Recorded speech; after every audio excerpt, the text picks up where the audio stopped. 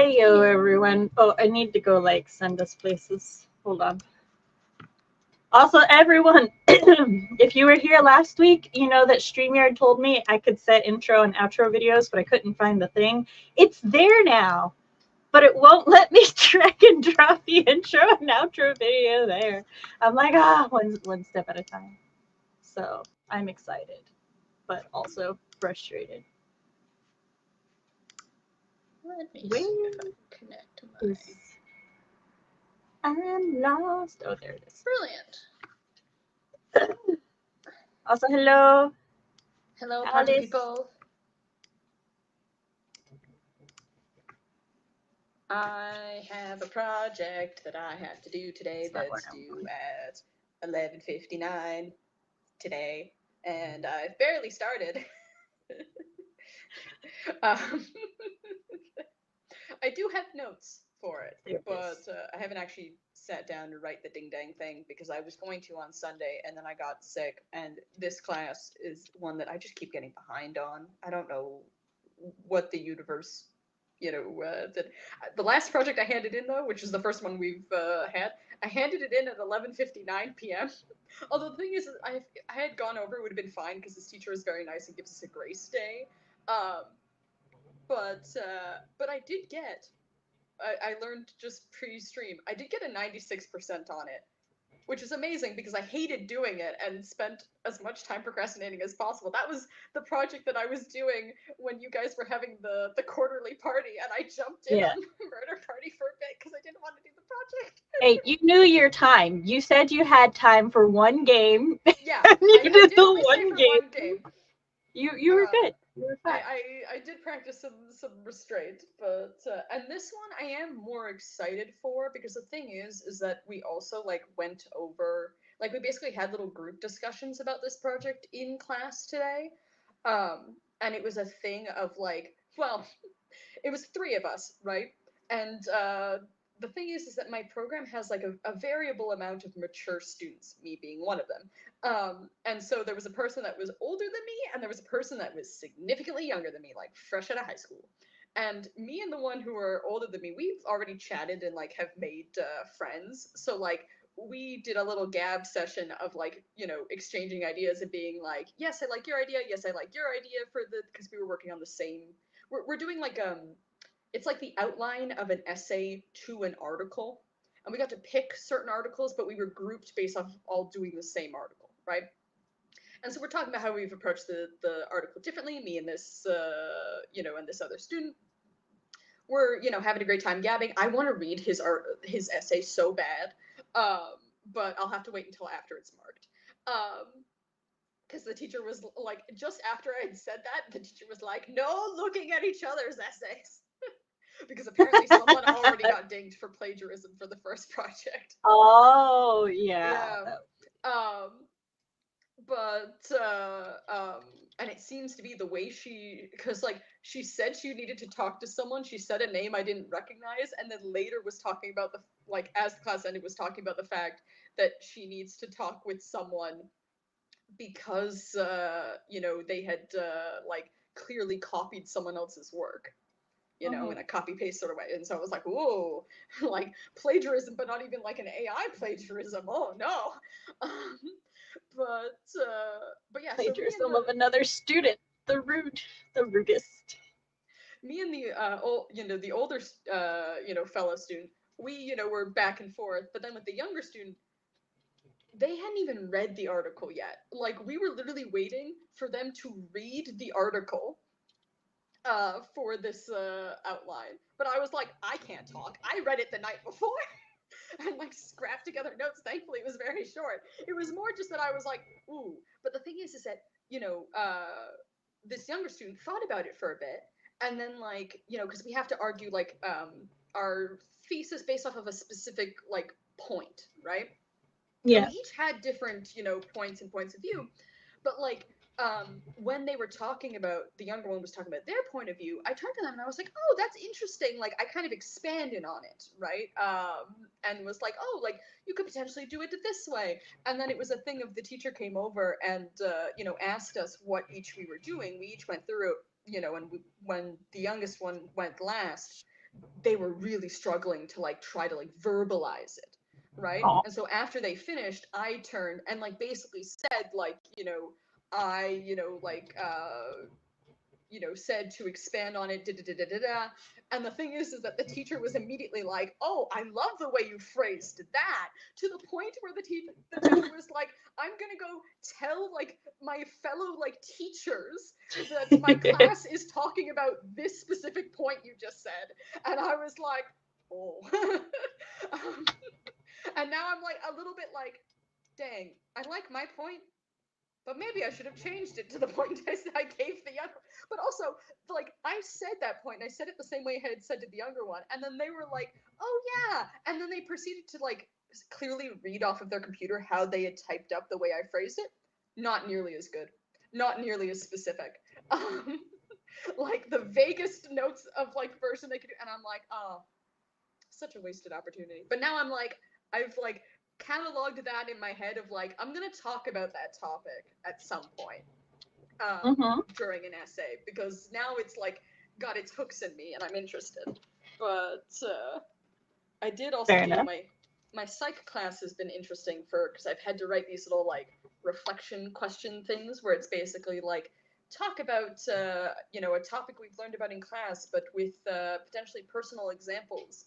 And I've gotten to talk about like having like a fake well, not a fake, but like having different Instagram accounts and what that can potentially do to your psyche. And then the other one I talked about was a controversial-ish YouTuber, and those were both Okay. fun. I also have one of those too. I gotta figure out what I don't even know the question yet. I am behind. I'm so behind already. Uh, Real quick, Alice, I'm so glad you came to chat today because I'm posting, while Tina was entertaining us with school exploits, I was typing up my October schedule. I haven't actually posted a streaming schedule in a bit because, as many of you know, August and September were kind of up in the air as to when or if I would stream on what days.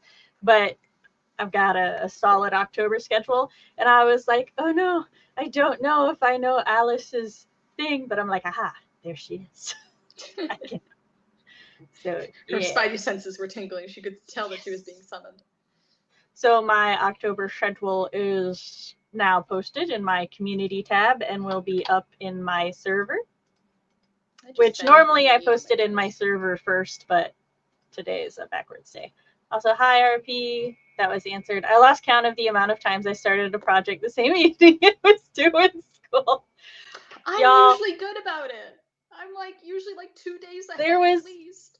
I became known as the queen of essay bullshitting when it was AP English.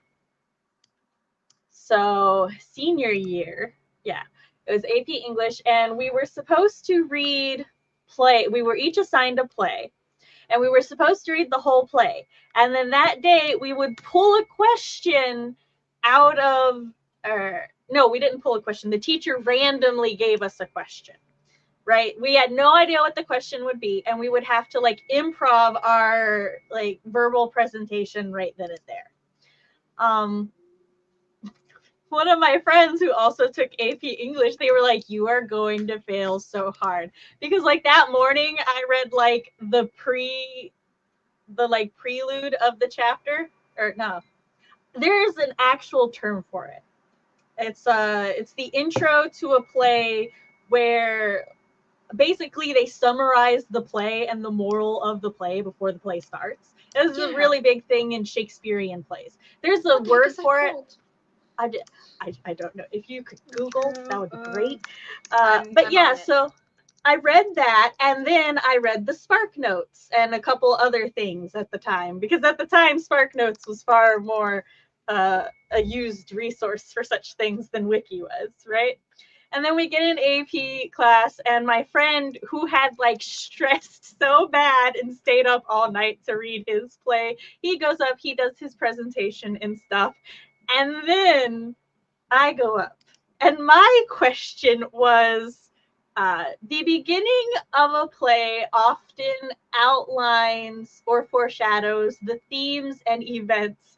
Please discuss how the beginning part of the play you read does this. And I was like, I got this shit in the bag.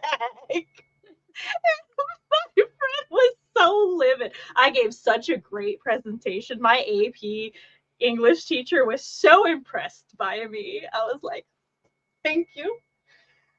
The play was Othello, by the way. I remember that. And I'm like, yeah.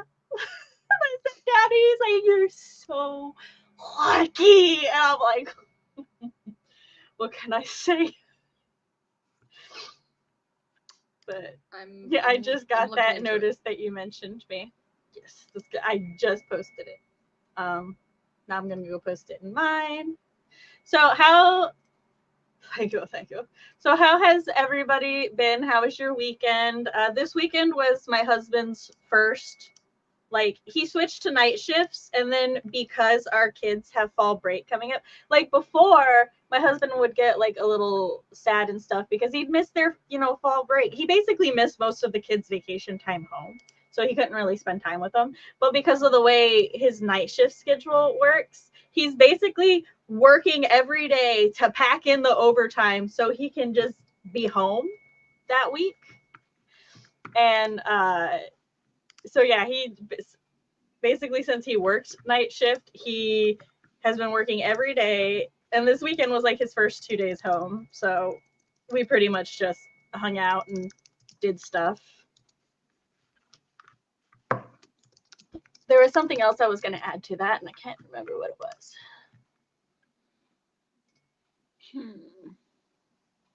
I cannot for the life of me find the term for what the scene is called.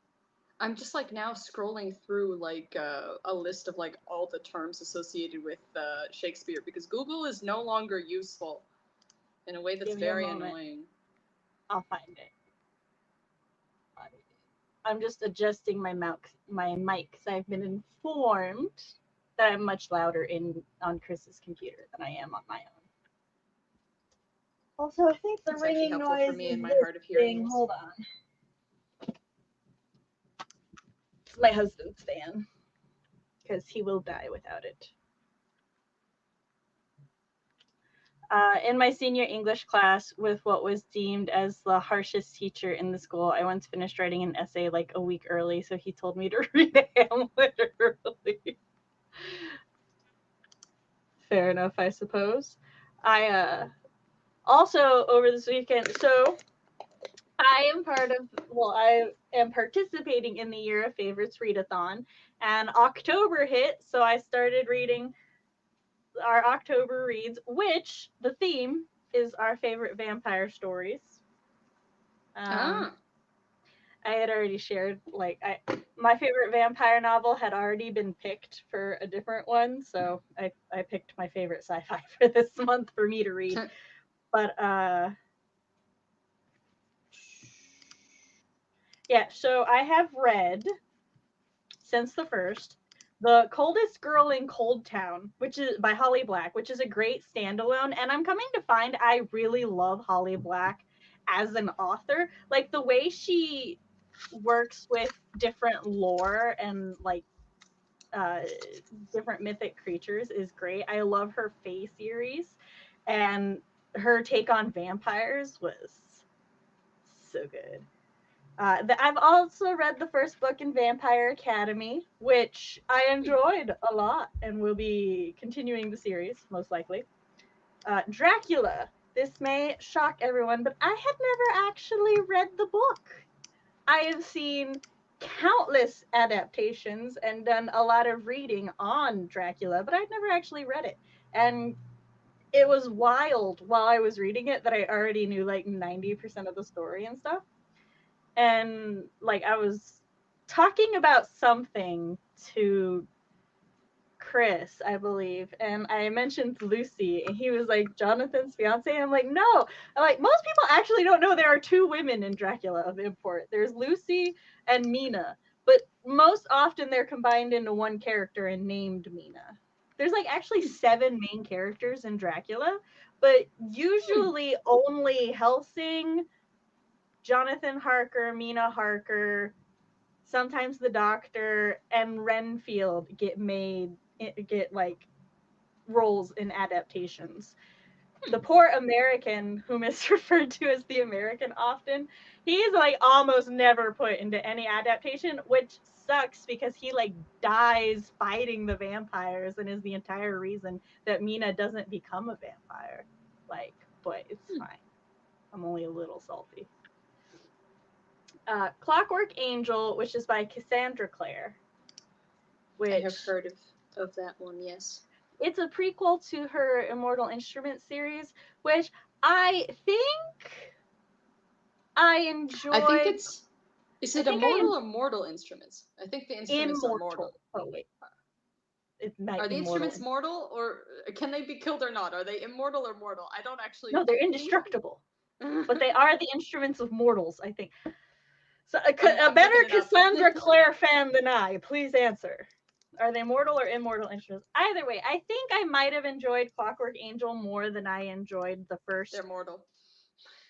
The first book in the Mortal Instruments, but I tried to like look at how they were connected to the characters in the Mortal Instruments, and I was like, this is some convoluted anime bullshit, and I'm out of here. So I will not be continuing that series. Thank you, Nicole and RP both. Let us know. Cirque du Freak. Oh, which oh my goodness! I didn't know Cirque.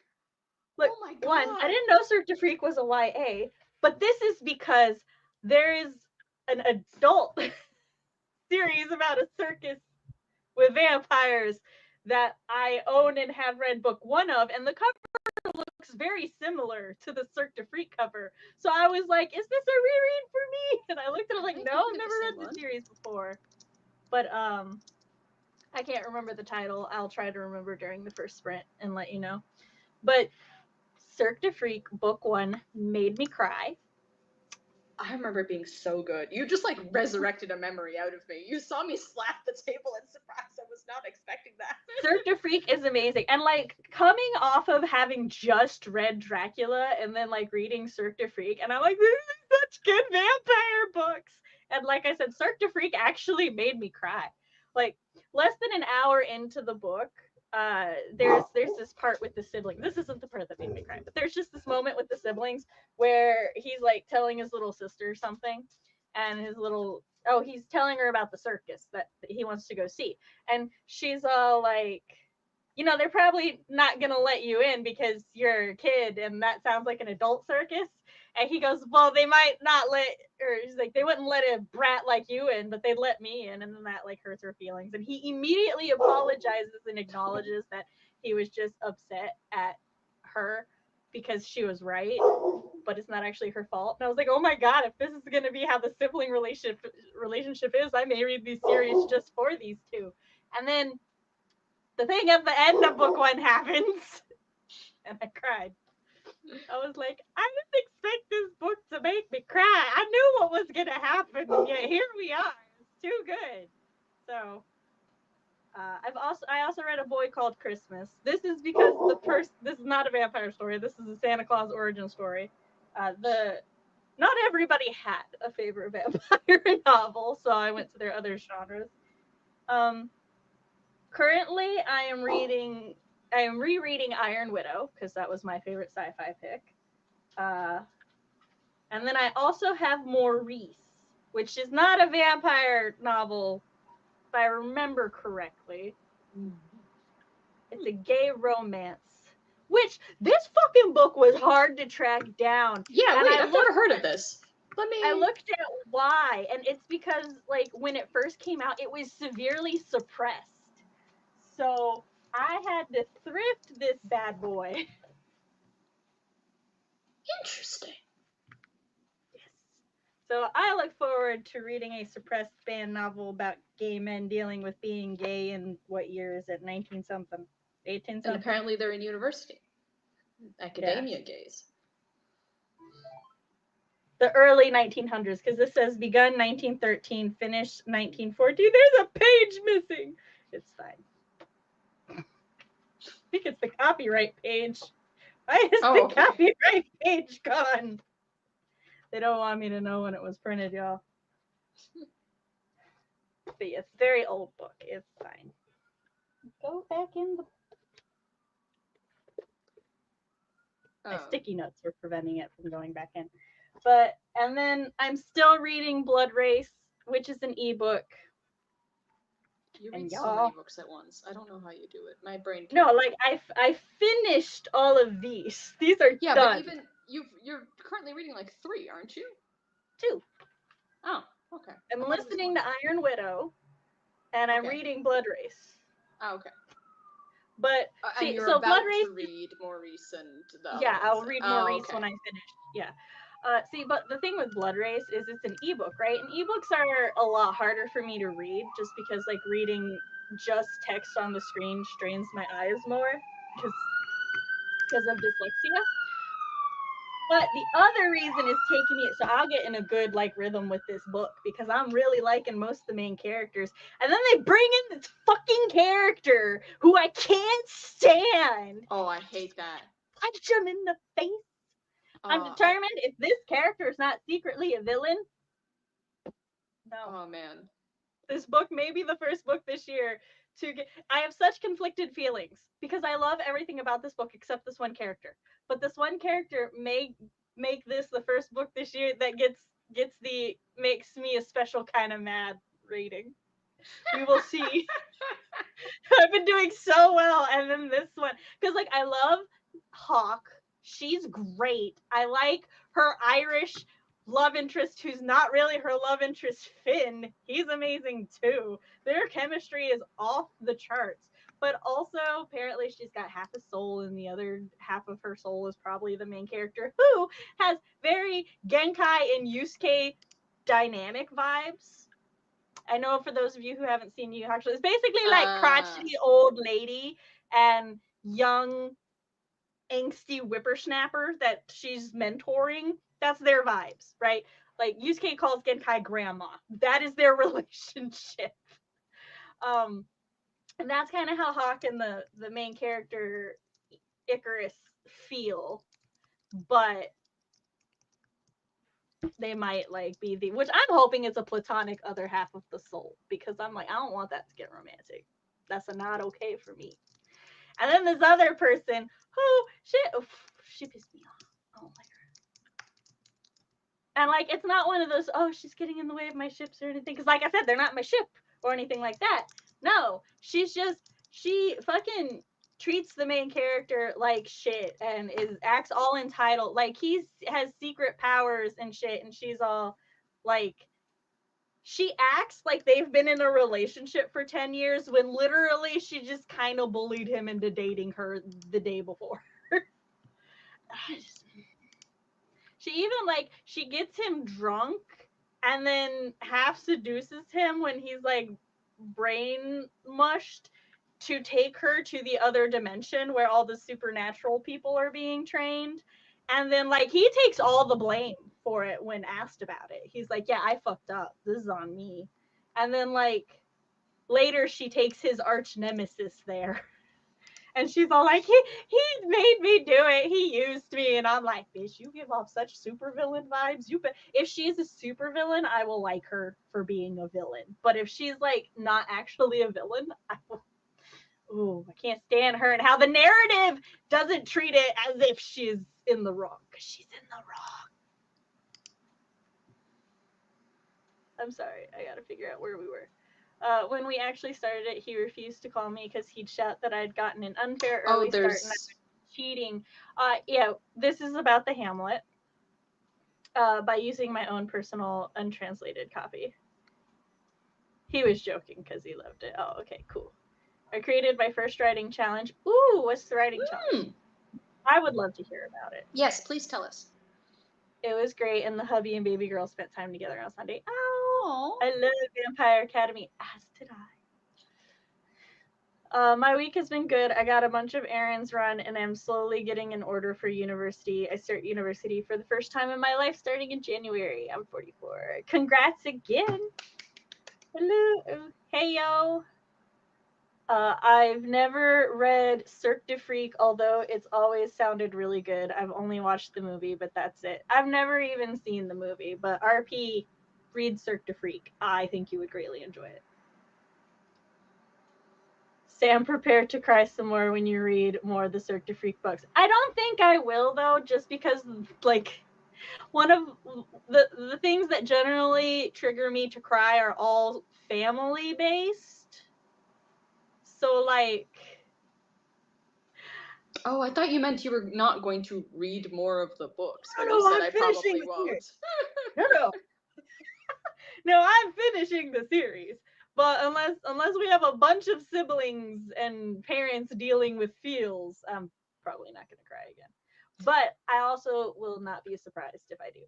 So I can't read more than one, so you've still got me beat. I am very good at compartmentalization. The only like issue I get sometimes is when I read webtoons, because so many of the character designs are so similar. Sometimes I have to like read a page or so to remember what the fuck I'm reading. Cause oh my gosh. If anybody's read anything about A Cold Duke of the North, black hair edition or white hair edition, they all look the same otherwise. I'm reading this one. It's called like My Comeback as the Youngest Member. It's the closest. It's the first time I've ever like thoroughly enjoyed an isekai, because it's about a guy who participated in like a reality competition to be a K-pop idol, lost, is working in a cafe, gets isekai'd back to the beginning of the competition, and so he's like. I've either read that one or one similar. It's pretty popular on Webtoon, so you've probably seen it. The thing is, though, is that most of the characters so forgettable. Like I'll like sit there and I'm like, but who is that again? Or I'll be like, I remember this one having an interesting backstory. Which one is that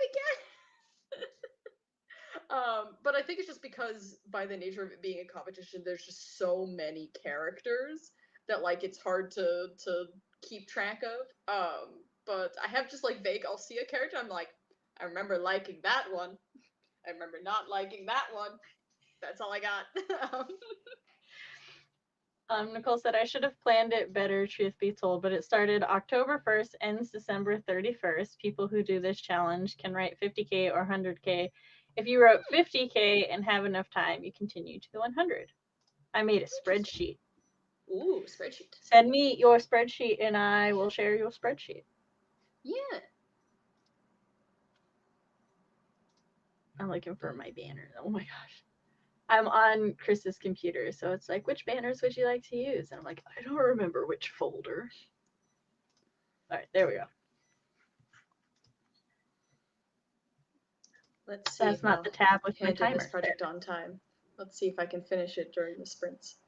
Sweet. I have I faith. don't remember what I'm going to do during the sprint, but I will update you all when I do. Good to know. You want to count us down? 3, 2, 1, go.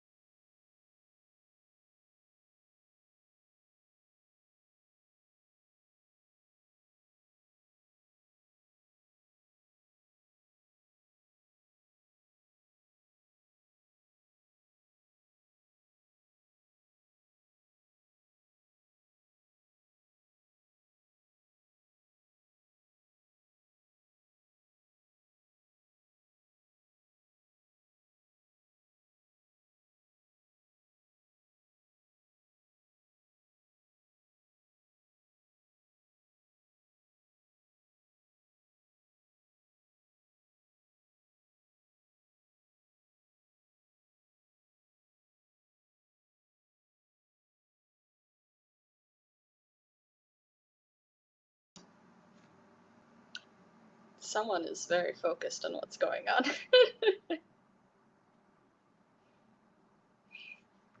I was trying to Also, find like- this hold that I was supposed to have, and it's not there. And I'm like, what the fuck? Of a book? Yes. Uh, Because I finished so many like books, I must now go put holds on the books for I'm up to the December books now for the Year Favorites Readathon. And according to my notes, I should have a hold on a River Enchanted, but I don't see a River Enchanted in my hold. So I'm like, what has happened? Probably what happened is the hold expired on a day I wasn't feeling good and I didn't see the message in time. So, how did everybody else do? I remembered what I was gonna do. I looked up the beginning. The beginning of a play is called a prologue, preface, or an introduction. I was specifically looking for a preface though, because I associate prologues with novels and prefaces with plays. I thought there was a specific term for like when it starts with that sort of like in Romeo and Juliet, how it starts with like a group of people being like, oh yeah, they're gonna die at the end. I thought that had a specific term, which is what I That's was the looking preface. for. But that a preface doesn't specifically indicate that it has a moral in it. That's what I was looking for. So, But I'm glad we found the word either. yeah. And this is Nicole's writing event. Oh my god. Writing challenge? Writing challenge. Haha, that's right. Shared it right below. Yeah, that's the spreadsheet for Nicole's 3-month writing challenge. We got a nice. Jessica got 491 words for that first sprint. This is legit my first writing sprint of the day too. Nice. And Kelly got 261 written for this sprint. Sweet. Nice. And go pick our next timer. I was listening to Iron Widow while we were sprinting. Nice. Place my hold, motherfucker. Okay, there's my hold. Ugh. 25 weeks. Makes me cry.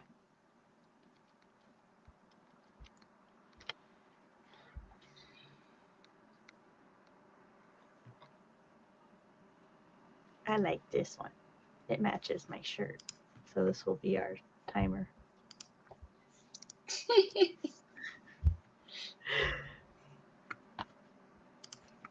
I like exclusively use Laura's timers. Other outside of my own because I know she won't copyright me. There's other people who won't, but I just don't know what they are. I will. I will copyright strike the heck out of you. This is why I will never use Tina's. Dun dun dun. I finished the first like half of my thingy. Well, the first third. Your assignment? Yeah. Okay. It's like we got the thirds, but then in order to do the last third, I have to have the other two done, sort of thing. Although the last half, like that last third, is apparently not going to be graded. It's just for review. So that's fun. I see. I feel like the entire time that like, you know, they're like, make your point and then justify it with quotes was the first part. And I'm like, I'm making a point, and then I look at the quotes and I'm like, this is a reach from the quotes. But but I'm doing my best. We're working on it. You can read between the lines, it's fine, because I haven't had to like justify the it yet. I've just had to be like, state the point and then put the quote, and I'm like, You're like about that. But yeah. The thing is that I'm like, D's get degrees. I'm like, I just want to pass. That's all I care about. And I'll so still get a far- degree with my D. It's And fine. so far, in all of my classes, the worst I've done is an 85%. So I'm pretty good. That I'm ain't bad. currently a straight A You're doing student. I good. don't know how long that's gonna last, but um, It doesn't matter. It's um, lasting for now. my future jobs are not gonna care about my GPA, and that is totally fine. They're not gonna care about how good this essay was, especially because it is not really relevant to what my actual program slash profession is, because it's an English class. But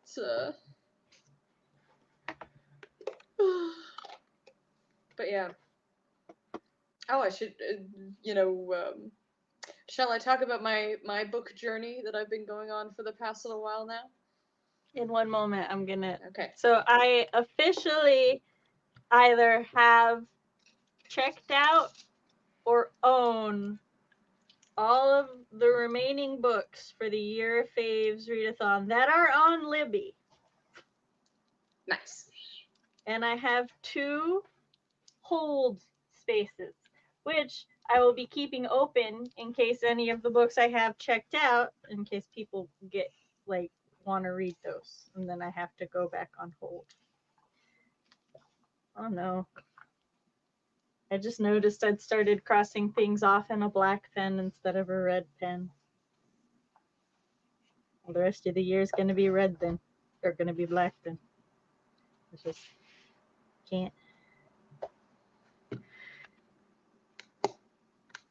But yes, share. Well, let me catch up on chat and then share your. Yeah. Being at Chris's desk instead of my desk throws me off because I'm like, where do I put my pencil? And I'm like, I just put it in front of me. It's fine. No. Because this isn't my desk. Nothing is set up for me. As it is every time I use this computer, because my husband is, so he's not actually that much taller than me, but proportionally, I have a short torso and long legs, right? And I was about to say, he looked significantly taller than you in person. I don't know what you're talking about.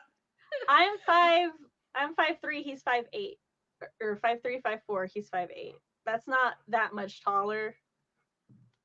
Like his but as you're explaining proportion wise, he does look significantly taller than you. Proportionally, I have a short torso and long legs. So anytime we sit down, we look drastically different in height, right? Because I lose a lot of my height. But you just this also, when I was sitting this in the also back matters seat, for this when I was matters sitting in for the back driving. seat, you disappear. I was literally about to say this matters for driving and chairs. Well, also in the car I do this number. So yeah, but anyway, you're quite the leaner. Point is, he has his desk set up, and when he sits in the chair is all the way down, and he just kind of leans back cozily, and then everything is there for him. In order for me to not be doing this number, I have to have the chair all the way up. Do you currently have it all the way up? Yeah, I have it all the way up, and the balls you're of my significantly like this too. hold on. Okay. This is his setup. Oh God. Okay. I could so never. That's too tall. Yeah, this is how he does things. But this is why the camera angle is what it is. Oh, look, you see my puppy. But well, that one's Vi. It's the big puppy. Yeah, but, the big puppy. Yeah, She's so sweet. The point is, every time I'm on his computer, and then he comes home, he sits in his chair, and he goes, "Who's been messing with my chair?" I'm like, "It's me, your short wife. I have been messing with your chair." Because let me tell you, him having a proportionate torso and me having a short torso, it's such a huge difference with chairs. Mm-hmm. Fox says, "What do you mean? He must be 6 foot." No, what is wrong with Chris? Because it was a thing of especially seeing you two in the car, you just disappear. Him, I could see a little bit over the seat, but you just not only do you have a short torso, but you just melt. So my brain was like, oh yeah, she's shorter than. But then like thinking about it too, like me and him, even though I'm also 5'4", I'm like, but no, me and like you and me are the same height. But then like with me and Chris, like our eye levels are pretty close because he's not that much taller. It's not like with Matt where I was basically like that looking up He's at like him. 4 inches taller, but it's just because he's proportional. and I look even shorter now because I've gained like weight in the middle. Like before, I looked tall in photos, but not in person because before I was like long and lean. But now I look squat, which is fine. It just is. Also, Fox says you're 5'7". You've been stretched. You cut out for a second there. You got a robot-y. Oh, Fox says you're 5'7". You've been stretched. It's funny you guys keep saying that I have tall girl energy, and I'm like, damn, I actually wish I was a bit taller. I think actually Fox That's is what other weirdly people on say. the money because I could have sworn my doctor said I was supposed to be 5'7", but I'm actually 5'4". I think I drank too much caffeine as a teen, which is apparently a myth, but it's what I'm sticking to. I personally don't prescribe to tall or short person energy unless they are a person that makes their height their personality, in which case I would consider that height-oriented energy. But otherwise, I don't prescribe to this whole, oh, you have tall person energy because you're confident. Like, what the fuck? Or you have short person energy because you're angry all the time. Like, tall people can be angry, short people can be confident. Let us not. But like photos and stuff, I can see how people would think others are taller or shorter based on like proportions and all of that. But yeah. And also you guys seeing us in these boxes, like. Yes.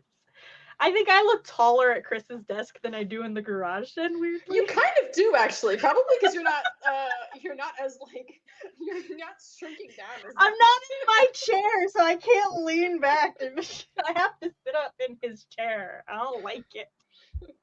I like to be able to just melt and disappear. That's my comfort. RP went back through his outline/story notes on the improvements he made for villain motivations. Nice. Now I have to go back through the manuscript to figure out how much less if I need to change anything in the story to match their new motivations. Good. Yo, yes, D's get degrees is my mantra. Can I? Oh, Kelly doesn't know what you were in school for. I don't want to give too much information on the stream, not because I don't trust you regular people, but anyone can watch, and I am mildly paranoid about cybersecurity. We don't know about any creepy lurkers out there. I don't trust the creepy lurkers. Honestly, there are times when I'm like, probably lovely. Honestly, there's times I'm like, should I talk about Chris working nights online? And then I'm like, oh, the same people who would hear me say he's working nights also hear me talk about my knife stories. So I'll probably say. See, the thing is that like if I talk too much about it, you could figure out like pretty quickly. I think you know? Kelly. I think Kelly just wants to kind of know like the general like. And I don't even know how much I can give without giving too much is the thing. But Kelly messaged me. I can tell you over private chat, no worries. Fox says you say so many things you shouldn't say. The ship has sailed. See, I'm trying to damage control. No, he's talking to me, not you. Me. He is. What was I? Oh, I know what I was about to do. Sorry, I had my phone in my hand, and like I had the like search for apps up, and I'm like, what was I doing? What was I searching for? Also, like they get the degrees. They do. Also, Chris like doesn't have a phone charger per se. He has a charging station that charges your phone, but like magnetic. Yeah, but the thing is, I have this giant thing on my phone case. Oh. So that's why I don't have one on mine. To charge. So that I can throw it on. Do I need to throw mine on? No, it's charging. The only thing D's won't do is transfer to a higher degree, and that doesn't even matter depending on your school goals. Yep. What? You don't like your screen moving over you? I don't. Jessica, I do not. Having more than one screen stresses me out. That's too many. There was like, I don't mind the multiple screen. I actually currently have my laptop hooked up because the desktop has died. So and we just bought an actual desktop screen. That's for computers and not just an old TV screen. So I have a very nice desktop screen, and then the desktop died. So I was like, well, it's mine now, and I just plugged it into my laptop. So I have a two screen setup. The only other issue is like if it were my setup, then it would be slightly more this way, so that the like screen is more in my like I can actually see better out of my peripheral. But no, it's I have to fully turn to see it. And I know he does too. And I'm like, how do you function that way? How do you not function at an angle? Like why do I have to turn? And this is why he Just too misses much my screen. Discord messages sometimes. I'll be like, have you checked my message? And he's like, no. Because like you can't see the little icon down there. It's still but it works for him. He really enjoys it, and that's what matters because it's his setup. It's just makes me miss my office area in the garage den. So and Kelly said, no worries, I get it. I love my dual monitors because it means I can have y'all up while writing and be able to multitask while actually watching. I can type without looking at the screen. See, I just do that, but with two windows on the same screen. Like I currently have Yeah, StreamYard but and then for my some, project. like, some of us have small screens. And so But see, that's why I have one big screen. She's lovely. my laptop's okay, look, if I had a laptop with a screen that big, it's no longer a laptop. Well, no, I have a desktop. I have an iMac. What Yeah. are you talking about? I also never said I could type well. That's fair. Jessica says, I write while I watch you guys, and then I I edit during sprint, fix the typo. Yeah, that's what editing is for. But yes, should I talk about my Yes, my go book ahead. journey? Okay, so I have had we're just like basically the second I finished that gay vampire series I was talking about the last time we talked about my reading journey with the problematic descriptions of skin color. A like flurry of like book series I have read, including that one actually, were like we have a new book coming out in the next like in the last quarter of 2024, and I was like, oh god, why are there now like four books that have been actually.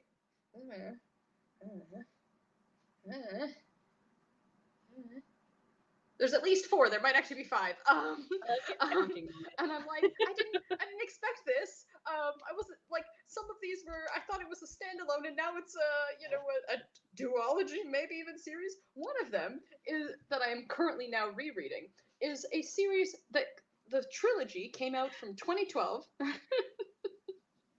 The trilogy came out from 2012 to 2013, right? 3 books. And then it hit a like resurgence on I assume TikTok. I found out about it through YouTube in 2021, and then I read it in early 2022.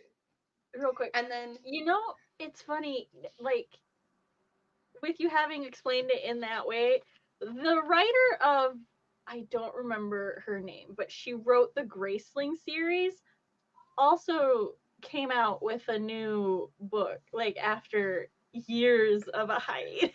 everybody be coming out with new books. They gotta stop doing this to me. Except me, single tear down. um, um, but yeah, so like first 3 books, 2012 to 2013, all of a sudden decided this year, like freaking out of the blue, released one book is already out. It came out in like mid-September. And then the author has just confirmed as of like a couple weeks ago that it's going to be another like trilogy set where it's like a different POV character. And it's a thing of like it's going to be like January and then like mid 2025 are the next 2 books. And the thing is that I looked at it and I sweated because I was like, oh no. With that series specifically, I like follow a lot of like fan artists of it, and so I'm like, oh no, spoilies, got to start like muting a bunch of words. But then I was also like, oh no, I have to reread this one because like I have like really strong memories of like the highlights, but because of it being a different character's perspective, I was like, I remember exactly two things about this character: that I like him, and that he's French. And I was like, there must be more to his story. Um, and I was like, rereading it, like I'm like, if I don't reread it, I won't get all those little like background details, that pop up, right? Yeah. And I'd also read a really good fan fiction that like really like reinvigorated my passion for my favorite character of this series. And so I was Oh, like, yeah. what the heck? I'm gonna, reread the series. And as I was about to, I was talking to my friend who is an English teacher. Um, and we mainly talk about just like media, books, TV, whatever. I know, right? But yeah. So I start explaining to her, my plans to reread, and I start talking about my favorite character, which turned into a whole ass TED talk where I was like referring to the wiki, although the wiki was bad and didn't tell me, like, didn't remind me about my favorite freaking scene that won me over about this character from being like, oh, that's a cool character to being my fave, you know? The wiki And I is was so like, rude. how dare it? Yeah. But it was a thing of I reread the first book. I'm only 13-ish% into the second book now. Um, and with rereading the first book, I was like, oh damn, I forgot a bunch of stuff. And also in retrospect, there's a ton of stuff that is really interesting that I like didn't catch the first time around because I didn't know what I was looking at, sort of thing, right? And Mhm. also I read the original trilogy, I read in a flurry of like a book a day because I was going through a bad time and they're really gripping, so it was easy to just burn through them and like enjoy it, right? I feel And that. now with the second book, we've gotten to a character who I really do love dearly, who is very interesting. And the thing is that when I've been talking about like the other characters of the series, my friend keeps being like, "Tell me about this one, the love interest of the series." My friend is like, "Tell me about the love interest. Tell me about the love interest." And I'm like, "I can't right now because I will have to sit down during my reading week and type you a whole ass essay about him because his story is too freaking interesting." Like you don't Oh, understand. but yeah, and it's a thing of like, I should probably briefly explain this series. It's called All for the Game, and it's about gay sport mafia. Oh That's basically it. yeah. We got gay, we got a made up sport, we got mafia, and this character, I didn't even Made up realize sport. the love Hold interest on, like Tina. on. Hmm? Can you get me some sweet tea? Okay. And hand me that yellow folder. Can you get Auntie Tina some sweet tea too? Auntie Tina would like some sweet tea too. Yes, Just please. take it up real quick. I don't think I can even walk that far. You don't think you can walk that far? No. Okay, he says he doesn't think he can walk that far. Ah, shoot. Especially in the cold midnight, despite the fact it's 8:30 and not cold. It's only 9:30 for me. But yeah, so on the reread, especially of the first book, I did not realize that the love interest totally has a like Sherlock to the villain's Moriarty going on, where the two of them are having a battle of wits as well. And I was like, oh, this is a pleasant surprise. But yeah, so I start reading the second book, and the thing is that part of the love interest part of the love interest is that he's got a really sad backstory, and I was like, and I was like, ah, oh, dang, like there's a like the backstory leads into a really tragic event that I know happens in the second book, and I'm like mentally preparing myself. They start dropping foreshadowing, and I'm like, ah! But I realized I misremembered the character's backstory as being gentler than it actually is. Oh no. Like because it's a thing of we get it like that backstory through like a character who actually I can't stand. And the thing is that I'm like sitting here being like, I remember liking him on the reread at the end, but I'm like, man, is he a shitty character in the beginning? And I'm like, does he redeem himself, or do I just get used to him? Honestly, could go either way. But but it's a thing of but yeah, I remembered like the the backstory is being less severe than it actually was. So I reread it and I was like, what? Holy shit! Holy shit! Which is funny thinking about like I'm like so shocked by a series that I read like 2 years ago. But yeah, no, it's been a fun time, and my friend has been very much enjoying my my like TED talking to her about it. Which the funny thing is too is that like the author has said that originally she planned for the series to be about a throuple, including the main couple and then my favorite. And I, in my Did TED talk about she my, change her mind? it seems she did because they don't end up No, I as said, a did she say why? no, she never indicates why. But the thing is that when I was talking to my friend about it, I was like, you know, I remember, like, on having read it the first time, I was like, I can see why she didn't. Because I found out about the throuple thing, like, after I had read the series and was Yeah. like, yes, that does make sense that they didn't end up being a throuple. And my main thing was that the main character was not, like, not that he wasn't mature enough, but I was like, he wasn't compatible yet with my favorite.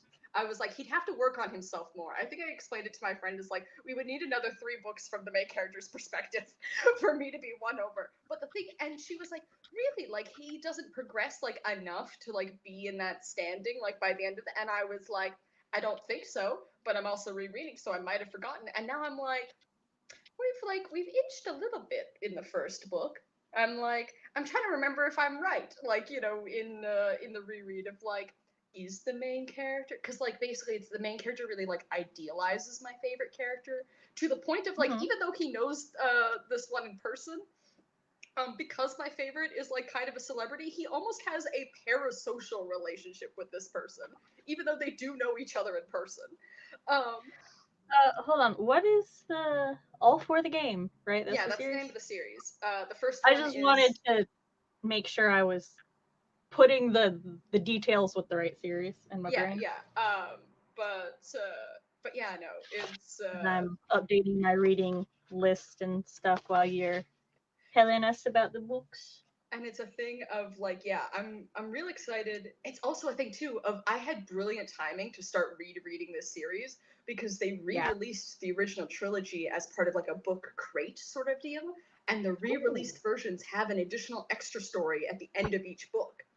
Oh hell Uh, yeah! I love when that and I happens. don't have those copies because I'm borrowing from the library, the older versions. But someone has posted like a PDF of all 3 of the extra stories, and the first one was about my favorite, and it was so good.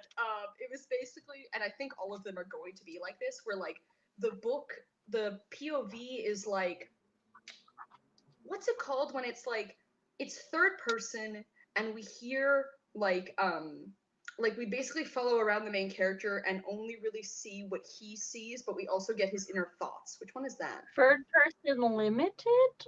Is it It limited? could also be third person deep. There's 2 different Okay. ones. I, Third I'm like, person third person limited, we only get like the character's perspective and stuff, but like there could also be like details or descriptions of like the room that the character themselves mhm. don't clock, but like could still be clues that the reader does. Whereas third person deep, that's not as common. So Okay, yeah, because we only see what the main character sees and what the main character notices, right? and And that's probably deep. yeah, but then the extra stories are basically like the first one is continuing a scene that the main character like walked out of, you know, where like he was there for the first half of the conversation, he leaves, and then the extra story is the second half of the conversation, which is just like beautiful. But yeah, and so I'm like bouncing up and down because I know that one of the other extra stories is like very much about like the love interest being very interesting and adding more depth to his character just from like I like scanned a spoiler and was like nope and smacked it away. So I didn't get the Like details, I have done a but I got bucket. enough to be excited. I want to acknowledge that Jessica and Kelly are sharing their woes of wallets. So many books coming Um, out. Thank goodness for the library. yes. Chris says it's the captain's seat, which I did forget that is what he calls it, and captain chairs are like upright and stuff. And hey, cool gamer. But yeah, no, I'm thoroughly enjoying this reread, and then I'm also sweating because I'm like, oh, there's so many other books to read. Although one of the ones that just came out that is a sequel to one that was originally a standalone, which was actually the one I ordered from I ordered to your place. I can Yeah. get a physical copy. This guy, who I've talked about before, The Darkness Outside Us, is a gay sci-fi. I was gonna say something else, but that would be spoiler. It's a gay sci-fi. It's really freaking good. Really gripped me. There's a twist that when I was reading it, I was at work, like at the cafeteria at work, and when I got to the twist, it shook me so hard I nearly fell off the bench I was sitting on. Like literally lost my balance and had to catch myself. And I'm so excited for the next book, but I am like, that one I remember enough that I don't think I will have to reread the first one in order to read the second. I might. I might honestly bring it with me to like Thanksgiving or something, depending on where I am with the other books. But yeah, having fun's not hard when you've got a library card. Um, but yeah, and Yeah, then the other ones. the library is the only reason I can participate in any kind of readathon or reading challenge because I don't have the money for all of that. I have bought for the Year of Favors readathon 3 books now, but I like thrifted 2 of them Nice. and then bought the other one on ebook because Blood Race was really hard to find for a different reason than Maurice was. Like Okay. Maurice was hard to find because when it was first published, it was pushed down, it was suppressed. Because like Googled it, I was like, why is Maurice hard to find? And I was like, oh, okay, I see why.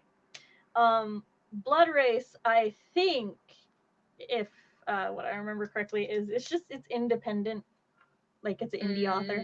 So that's why that one's hard to get a hold of, because you basically need Kindle Unlimited or just to buy the ebook. So I was like, bought the ebook. But yeah, Some of the more popular traditionally published. I read like Scythe by Neil Gaiman, and somebody had like just read the whole book on YouTube. So I was like, all right, let's listen to this. Like I had the audiobook on hold on Libby, and I had checked out the physical book, but I just wasn't feeling good. So I was like, I need someone to read this to me. Oh. And I was like, this man Yeah. on YouTube can read it to me. And then there's another series I'm reading that I did mention the last time I was talking about books on stream. The one where it's like the contemporary romance, and there was the one book that was like the 2 lovers like had each their own story, and it was together, but they had been a couple for a while and split up, and then they each have their own separate romances. That one, they're re-releases actually, and the next one is coming out in November, and I was like, good, because I spent too much time reading through this series and not doing my schoolwork because it was too gripping. And so I'm like, I could theoretically read the next one, but it won't be the annotated version, and I have really enjoyed the author's annotations. But yeah, I've been having a good time with books this year. I also have I overshot my goal of reading 24 books this year by a lot. Let me quickly pull up the stat before we go to the next sprint. I have read 40 books this year. I started clapping and mine goes. But yeah, I have nearly doubled my reading goal for this year, 167% at 40 books. But Sweet. yeah, Well, we need to go into our second sprint. Yeah, so I can work on my project that I've been avoiding. Yes. Also, I suppose during this sprint, I'll get my 10 pages of Blood Race read for the day. Yay! And I will also probably finish the rest of my pumpkin pie. I don't remember where I stopped reading, but hopefully I don't have to read about that one. Who also, like, apparently there's this thing where the main character and Hawk, like, if you steal their blood, you can steal their identity. Just them, though. This is just a thing with them. And the one dude's all like, why does my arch enemy, like, what does he want from me? And the one girl, who I'm sure is a villain, she's all like, he wants your blood. And I'm like, I fucking knew it! So he's just like, why would he want my blood? And I'm like, anyway, all right. So 3, 2, 1, go.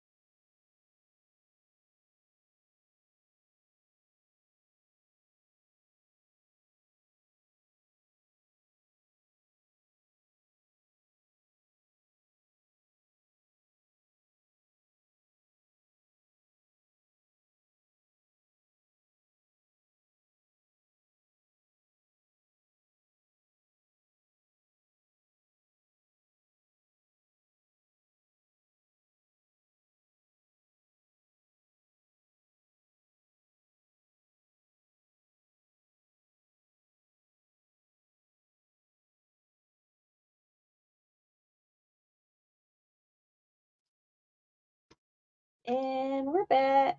How did everybody do? What did they work on? I have not finished reading my 10 pages because I'm a slow reader, but I have read. So, wonderful.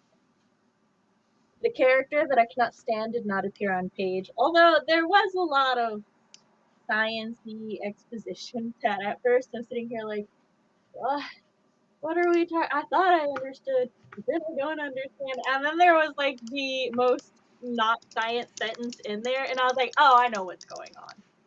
Because they're like talking about particle melding and this and that, and then it was like, so then what happens to one happens to the other, and I'm like, oh, so we're like magically twinning it. Got it. It's like, so now if one gets punched, the other feels the punch. Cool. I'm with it. I understand now. But like she's all like, didn't they teach you about like particle whatever in school? And I'm like, can't say that was part of my regular education. Granted, he is in college, but I'm like, that feels like one of those things that you go to specific classes for, not just, yes, this is my general education class. I finished And then I'm like, my second third of my project, so now I just have to do the third part, which is basically write the entire outline, which is fun. I like how the first parts are like, answer some questions, write the full ass outline, and I'm like, God damn it. But well, I don't have to write the intro and the conclusion. I just have to write a thesis and the body paragraphs. But and there's specific questions I have to answer for each of those, so it should be okay. Kelly managed to get 2 of 4 words written that sprint. Nice. Just got 632. Oh yeah, doesn't that mean you've hit like 1,000 for the stream? Yeah. Because you did 400 something last time? Yeah, it should be a bit over 1,000. My goal for the day. Sweet. Nice. Was your goal 1,000? We're doing the math. We're not mathy people, but we're doing the math. I'm a mathy person. Okay, I'm not a mathy person. Can I remember how I mathed the budget at the writing retreat? Yeah. Well, I don't, because I just you did the money and then you told me the money and I handed you the money. That's fair. Honestly, you probably could have like. But you trusted my math would be. But you trusted in my math. Yes, but I did not know your math. The arcane fair. ways in which you calculate it, beyond me. At first, my brain didn't process arcane as in like magics and stuff. It was like archaic. I was like, I don't know if the calculator counts as archaic. But then my brain went, no, different word. And I'm like, right, the dyslexia. I thought you were going to say, like, I didn't think arcane magic. I thought arcane like the shell. That's science magic. It's still magic. 1123. I really like how that's 1,000 plus 123.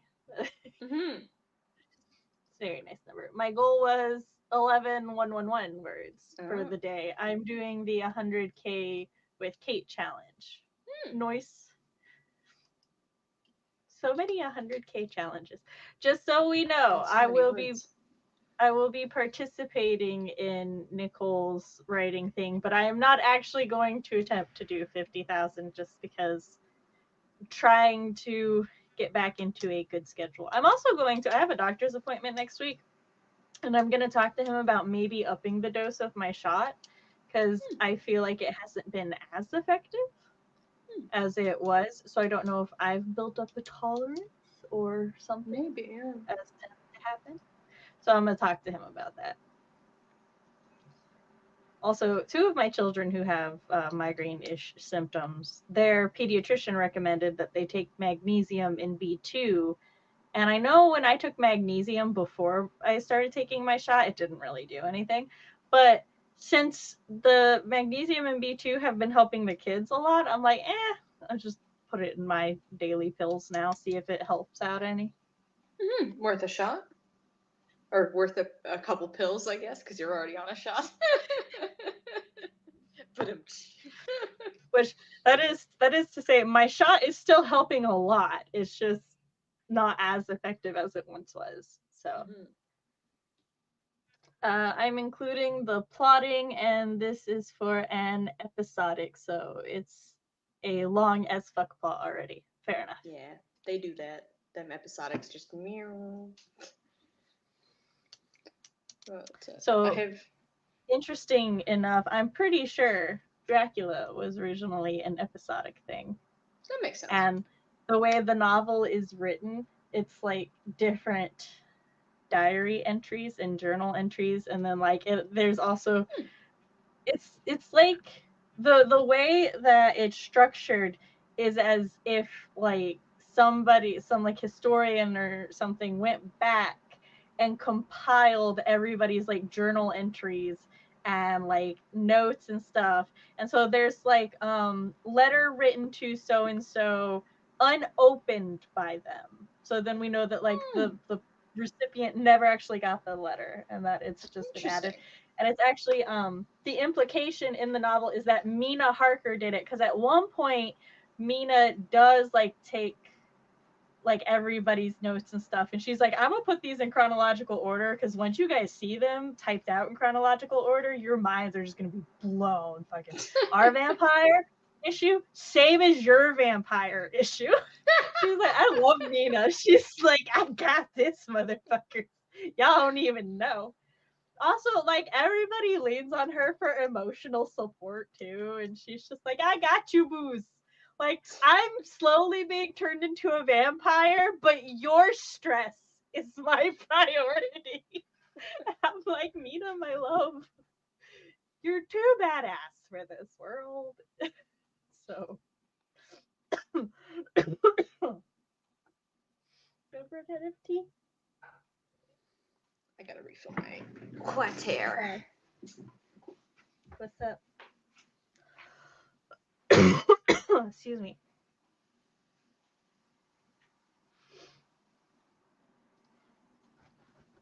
But yeah, excuse you.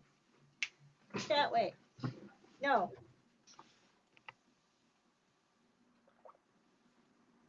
Again, since this is not my like desk and normal setup, you know, I want to be a polite guest in this corner. I don't want to move about everything, so all of my notebooks and folders and such are on the bed, which is right there.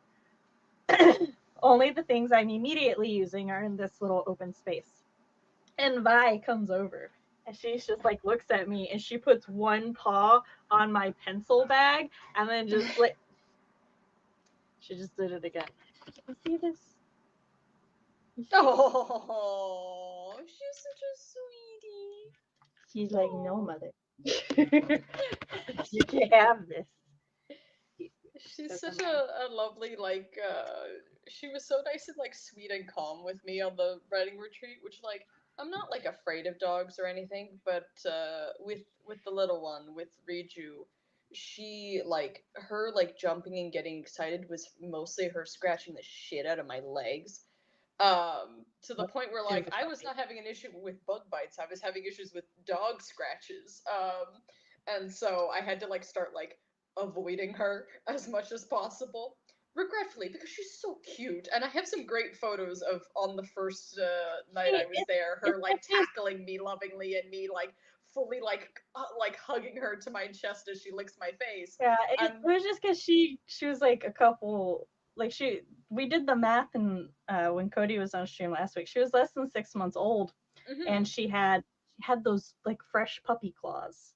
Yeah, it's one of those things. It's the same with cats. Like if I get scratched, I'll like even if it's just the tiniest scratch. And thankfully, I don't have that like reaction with dogs. It's just it freaking hurt, like because I don't you know. She's not as bad now, and she's like, we have a nail grinder, but when their nails, their claws start to get too sharp, we.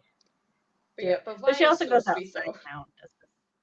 Vi was like, I'm gonna sneak up as close to you as possible and like lay as close so that I'm not fully on you, but I'm as on you as I could possibly be without being officially on you, and then I'd be like, pet.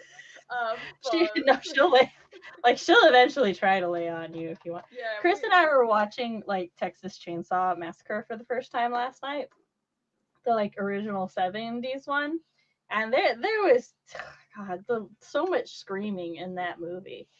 I don't know how many 70s movies y'all have seen, but 70s movies, like, some of their scenes just drag on forever, and I get bored. And even if it's a scene that initially scared me or anything, if the scene takes too long, I'm just like, I get it. It's scary. Move on. And there's like a couple scenes where she's just like she's screaming and she's running through the woods for like 5 minutes. I'm like, I get it. They're in the woods. She's running for her life. Let's move on with our day. Or like she's like tied up at dinner and with the murderers and stuff, and I'm like, I get it. This is horrifying. Why are we still screaming? However, my poor dog. Oh. Vi did not particularly enjoy the movie, as I was like playing the Switch, and then the next thing I know, she's like full on my little spoon over here, and I'm like, when did you even get there? So yeah, with me, I don't think she ever fully climbed into my lap, but she like very much started to like heavily lean on me for affection.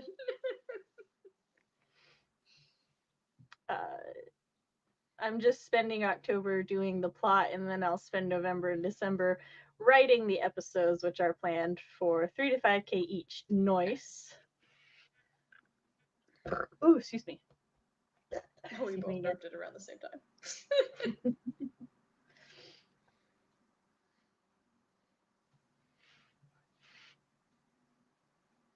Are you a happy puppy?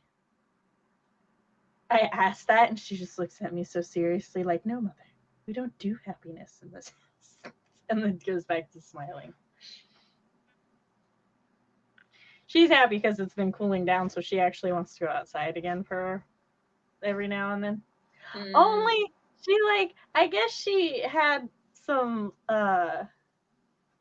itchy bites on her butt for a little while, because she would go outside and just roll in this very specific patch of dirt, and you could tell where her butt was itching because that's where the most dirt would be.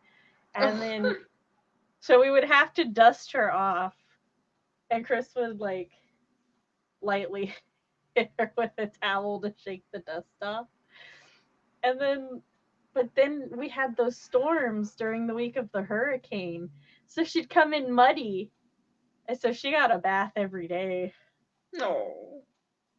Like, not a full-on soap bath necessarily, but definitely she had to stand there until the water ran clean. Oh. She was not coming up on the bed with all that mud. The first time it happened when Chris was at work, like, I hadn't fully realized this was an issue because he had been like taking care of them when he was home, and then he went to work, and I let them inside, and I was like looking out the window for Riju, because Vi's always the first one who wants to come inside, just because she's like older, she has a bum leg, and so she just doesn't like being outside as long anymore. So she'll come in, and then I'll look out into the yard to see if Riju's ready to come in, because sometimes she doesn't want to come in when Vi does, and I'm not going to force the very energetic puppy to come in when the old tired dog wants to come in. So, let her stay out. But I like saw her running up and stuff, so I hadn't actually gotten a good look at Vi. And then I went to lay on my bed, and the Vi jumped back, or she jumped on the bed as she normally do, and I reached over to pet her, and noticed there is quite a bit of mud caked into her fur. And I was like, oh no, this is a problem. Because she's like almost as big as me, and like almost half my weight. So lifting, I can lift her. The actual like lifting and stuff, like I have the strength and everything, and she's sweet. She don't fight me, but it's after putting her back down, my body goes, we have a chronic illness. Do you not remember this bitch? And I'm like, no. Because I fucking hate it. Like I'll feel fine. I'll like pick her up. I'm like, yeah, I'm strong. Put her in the tub. The moment I set her down, I'm like, I'm 80. Like I have to sit there and take a moment because like I'm real lightheaded. But my oldest is great, and he like came because I asked him to help me with it, and so I like got her in the tub, and then we made sure the water was warm, and then he just sat there and he's like, I could do this. He's like, I can rinse the dog off. It's fine. So we worked as a team. And the next time she needed to be put in the tub, he was like, okay, so how did you do it, Mom? Like this? I'm like, yeah, your clothes are going to get dirty. He's like, I can change.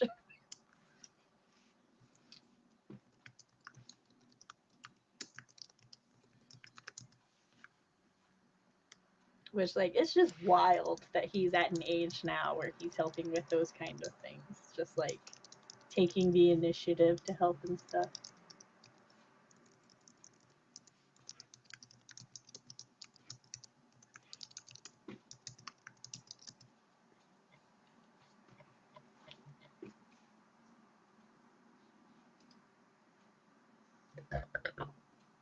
I have only had tea to drink, and yet I am still super burpy.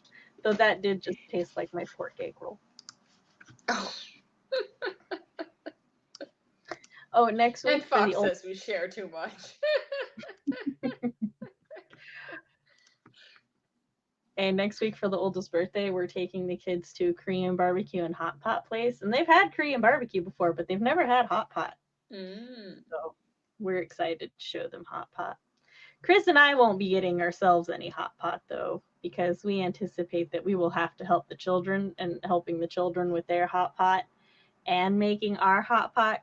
Because most American hot pot places that I've been, instead of having like a giant hot pot, they have individual like pots.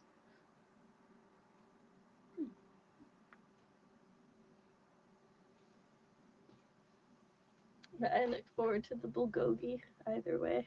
Oh, I love bulgogi's so good. I make a I think it's called musabi. Chris and I saw it. Musubi now is this like barbecue spam.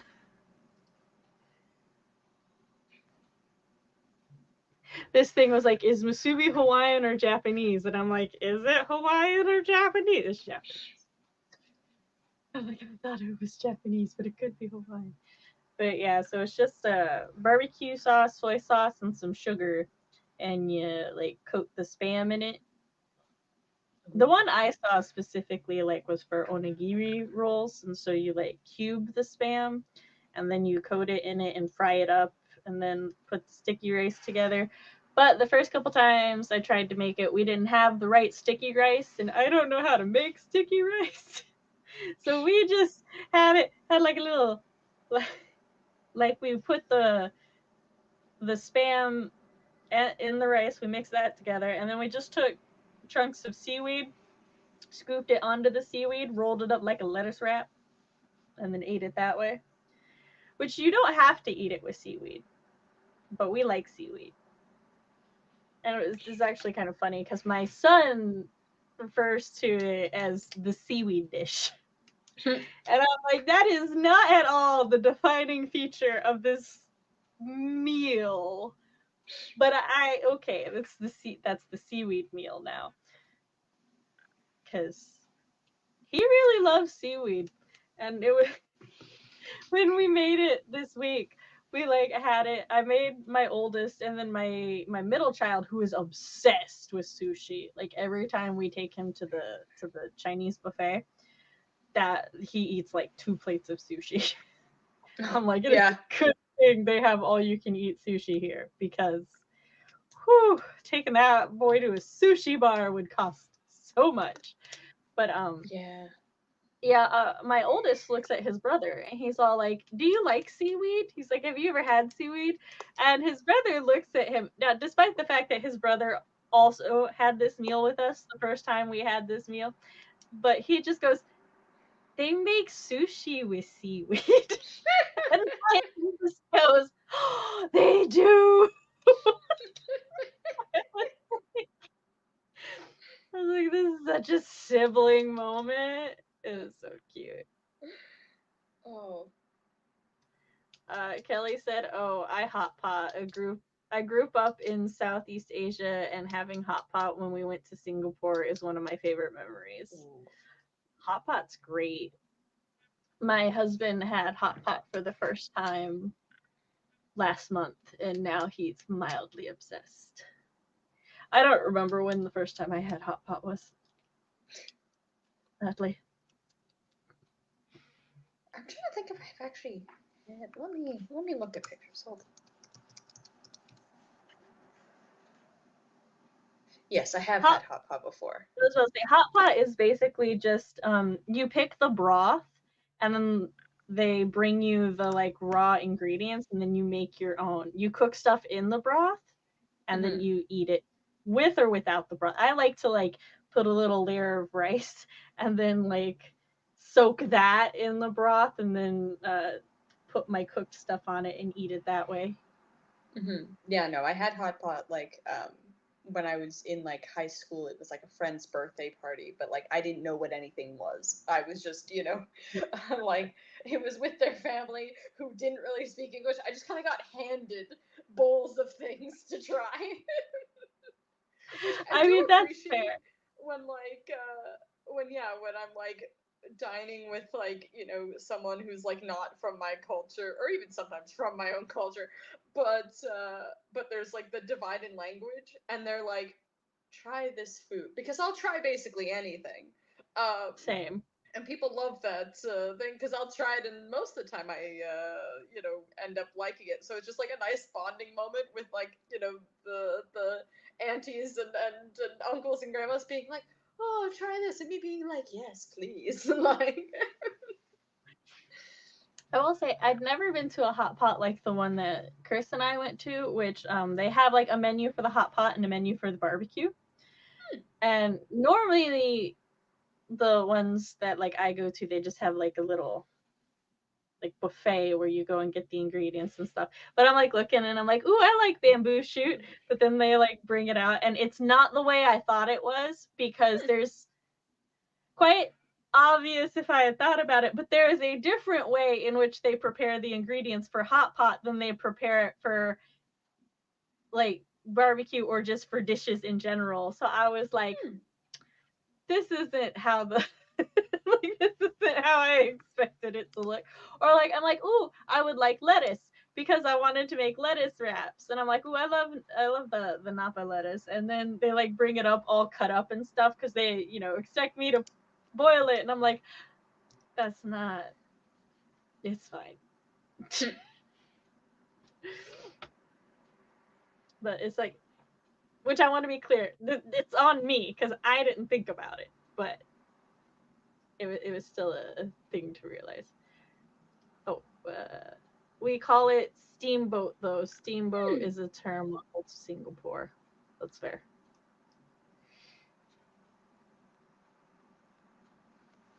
I'm trying to think of what other food things to talk about. I bought peanut butter today to reinvigorate a. No, smooth. I'm team smooth. But while I was standing there in the peanut butter aisle, I did immediately think of you guys. As you should. Did you buy Peter Pan peanut butter or a different brand? We don't have. I've never heard of a Peter Pan. Let me look at it to make sure that we. Peter Pan peanut butter is the only American brand of peanut butter that also has potassium. I have never seen this before in my life. I know this Apparently because I can get it on Amazon. Oh, it's good. They also have honey roasted peanut butter. But I know this because of my mom, because like when we were growing up and we would have our growth spurts and therefore our growing pains, one of the snack foods that she would buy us would be Peter Pan peanut butter for the potassium in it. And it was like, okay, cool. So we could eat that along. I liked to make what I called as a teen my super potassium sandwich, which was my Peter Pan peanut butter and bananas. Ah, yes, peanut butter and banana is a classic. I love that one. I And got then when our just oldest, no name peanut butter. If the Americans can see, the brand is literally called No Name. No Name. It's a thing here that I love I so love that. dearly. But when our I have oldest No had Name growth, merch. when our oldest had growth spurts, I told my husband to buy the Peter Pan peanut butter. And he just bought regular peanut butter because he was just buying like the cheapest one. And I'm like, no, you need Peter Pan peanut butter for the potassium. And he's like, peanut butter doesn't have potassium. And I'm like, Peter Pan peanut butter does have potassium. And we went to the store and literally looked at all of the like nutrition. That's what I'm looking for, the nutrition facts. And Peter Pan peanut butter has potassium in it, and it's like the only, as far as I'm aware, it is the only American brand of peanut butter that has potassium. And my husband's like, "Why this one?" I'm like, "I don't know. I don't know what they do to it that provides potassium. But what I do know is when I had growth spurts, banana Peter Pan peanut butter sandwiches helped." So that was a tongue twister. Banana. Ooh, I should try banana bread banana. Peter Pan peanut butter. Honestly, I've done before where I've like sliced banana bread and then slapped peanut butter on and that's really good. So like making it a full sandwich I would need- probably be with a like extra slices of banana would probably be pretty good as well. Also, if you I, want to go a little southern with it, add bacon or candied bacon. I don't really make bacon. It's not a thing I really keep in the house or make because I don't really have That's a fair. craving for it. It's one of those things where more so like if I'm out to eat, I'll get stuff with bacon. I'll but, say I don't much eat bacon unless it's in a sandwich. The only time I eat bacon anymore. I'll make the full pack Oh. and then I'll put a couple in my sandwich and I'll mail the rest to you. Like that's really the only, if it's not in a BLT or like part of a, I don't even like order a bacon burger for the bacon. I order it generally because bacon burgers come with a lot of other things that I like that they don't put on regular burgers. They only put on bacon burgers, and I'm like, I don't hate bacon, so I'll go ahead and eat it. I do love a bacon cheeseburger, but I especially love a bacon cheeseburger with mushrooms on it. I like barbecue burgers, especially if it's a barbecue burger with an egg. But usually, if it's a barbecue burger with an egg, there's also bacon. What's on a barbecue burger? Barbecue sauce, cheese, tomato, lettuce. Burger. Okay, so it's basically a normal burger, but just with cheese and barbecue sauce being the main thing, like rather than ketchup or mayo. Yeah. Or stuff. Okay, cool. I was like, is this a whole category burger that I did not get to experience while I was? I'm like, well, okay, that depends. If you're ordering a barbecue burger, then yeah, that's just what it is. If you want like a barbecue themed sandwich, there's pulled pork sandwiches. Oh yeah, those those okay. I know. Yeah, and like sloppy joes and all those good things. I had don't pulled know if pork sloppy sandwich joe from is Buc-ee's. considered barbecue. It's in that category for me of just like burger that's not burger. I guess that's fair. I was just like me. I'm just sitting here going, wait a sec. I haven't had sloppy joe in ages. I only ever had it once as a kid in camp, but I still remember it so clearly. I am not gonna lie. I only associate sloppy joes with poor meals. Like sloppy joe is like the middle class to poor man family dinner thing. Like I don't know that I've ever heard of anybody in the upper class eating a sloppy joe, even in the South. So, and I just had this realization that I'm like, wait a second.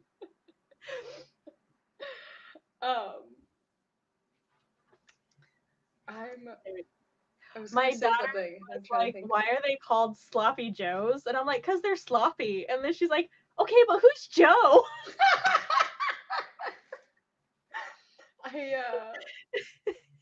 I had one time where I was talking to someone and I, said the phrase like Bob's your uncle, and then I was like, wait, Bob's my uncle, because I do actually have an uncle named Bob, and like it had never connected. before. And I was like, oh, this phrase actually applies to me. I have a great Uncle Bud, an Uncle Big Bud, and an Uncle Buddy. And these are their names. They are not short for anything. Well, I think they're all Buddy or Bud. But what I mean is, like, there's no other name. That's just their names. And I had a couple people who just did not believe me that my Uncle Buddy's name was Uncle Buddy.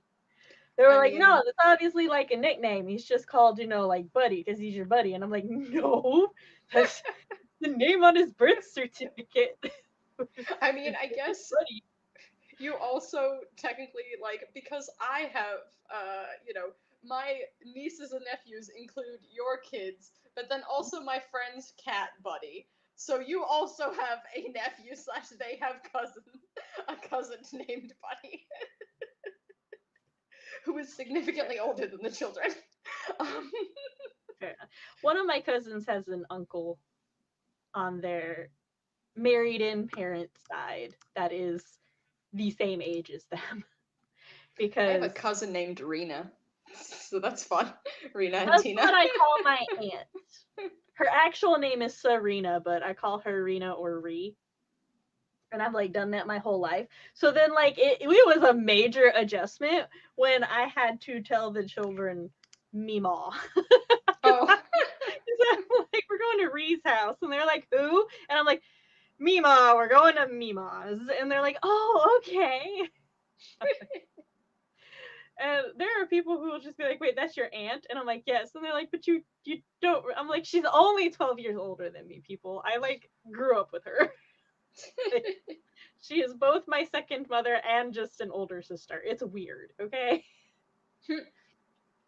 We like the first time I wanted to take my sisters to an anime convention, I was only 18 or 19, and the hotel was like, you need someone 21 or older to, it's either 21 or 25 in order to rent the room, because it was during a convention weekend. And there's actually a lot of hotels that do that, where like specifically if certain events are going on, they're like, no, we need an adult in charge, not a new adult.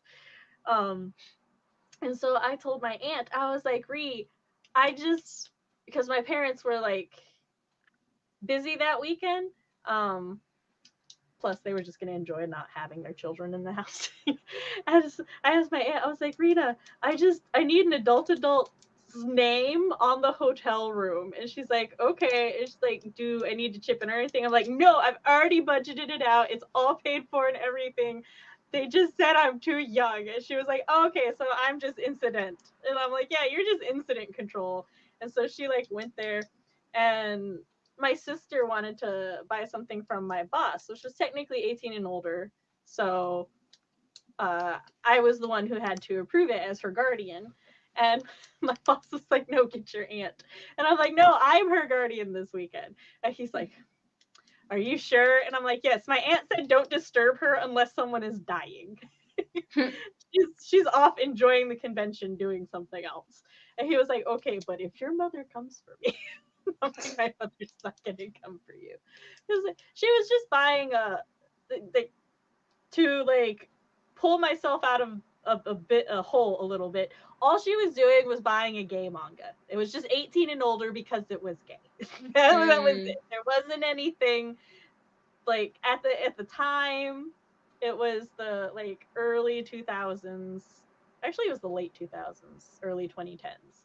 And so anything that was LGBTQ was automatically rated like 18 and older just because the gays. So but yeah, it was a funny moment. And anytime anything happened that weekend where they're like, we need to talk to your adult, my aunt would be like, she is the adult. She's like, I'm just a teenager having fun. And I'm like, you are 12 years older than me, but okay. Oh, we need to do our final sprint. We do. Yes. I need to see if I can write. Is your assignment due tonight or? Yes, but there's a grace period of a full day, so technically by 11:59 Tuesday is like the last I can hand it in. But I'm But we're I've got trying to a good get as chunk much done. done tonight as we can. Yeah. I like maybe we'll be able to finish it off by, like by tonight. We shall see. But I'm not too pressed about it. Nice. I will say for anybody in my server, since I've been doing like admin stuff here, I know I didn't get any writing done over the weekend because it was family time, but I will be in my server doing 1 to 3 hours of writing after the stream. So Nice. if anybody wants to join me for that. I forgot the timer. I was gonna hit play on the timer. Tina, want to count us 3, down? 2, 1, go.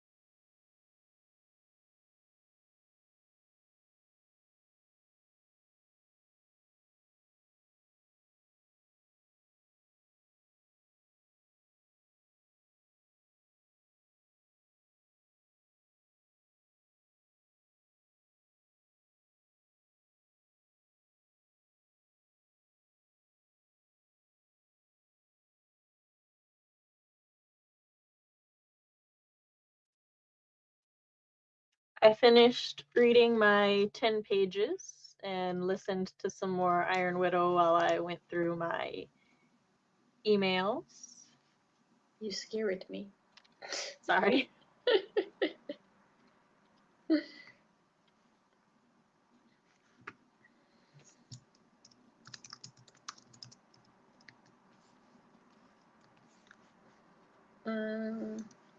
I started this third part. It's proving more. Writing the entire outline is proving more tricky than than I can pull off in 20 minutes. I'm not very good at like thesising my points and like shortening them down. So when they're like, put the topic sentence to the point, I'm like, time to write a whole ass paragraph to explain what I mean. But I usually like. It's funny because I don't think I'm this way with like writing like fiction, but when it comes to like essay writing, I tend to like overwrite and then I have to like scale it back. But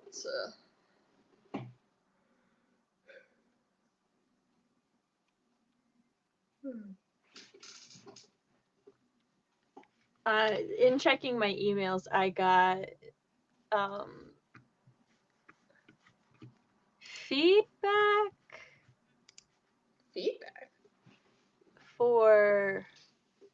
Okay, well, it says after closing the 2024 Author Writer Tube Conference feedback form, we've collected the data and can share it with you.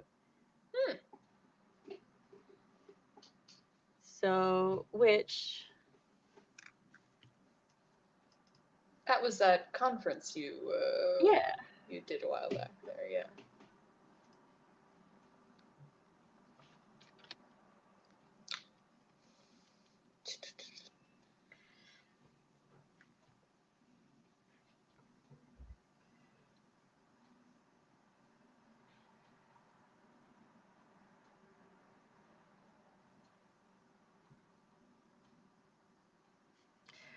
I'm trying to like.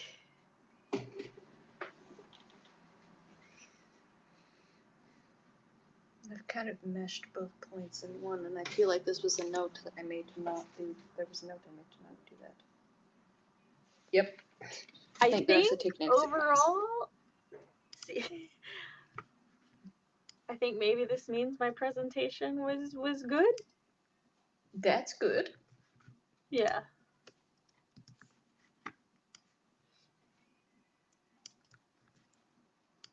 But yeah.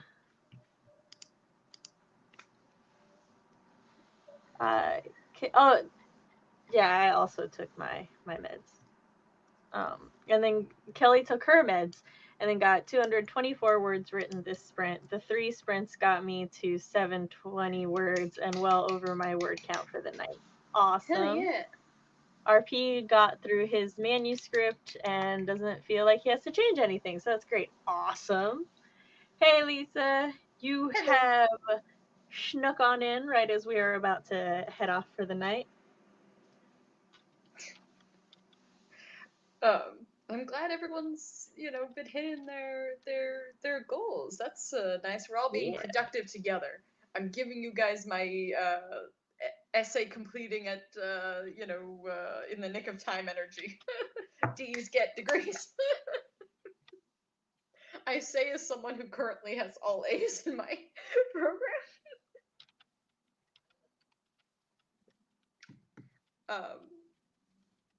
RP, I have, because like I'm supposed to do where it's like I write my thesis for the essay, and then it's like body paragraph, topic, example, explanation, and then like the same for the next paragraph, but then that's it. It's only like the 2 body paragraphs. And I do have like each of them has it's like for body paragraph number 1, answer this question.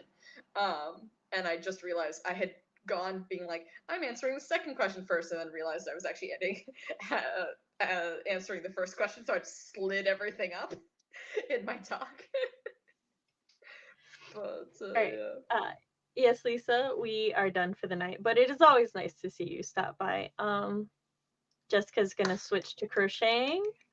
The sprint went to helping the kiddos pick up cards. Nice. And then you answered this.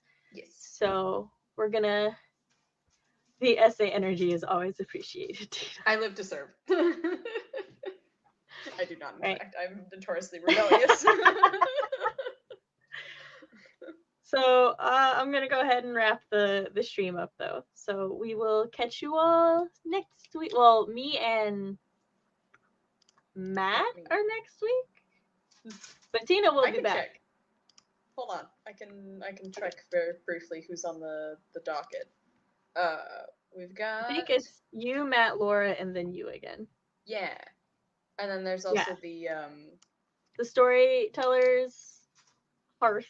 I forgot what the H stood for. The Storytellers Hearth weekend relay will be the 25th through the 27th. Be sure to check that out. Yeah. And we will catch you all next time. Bye.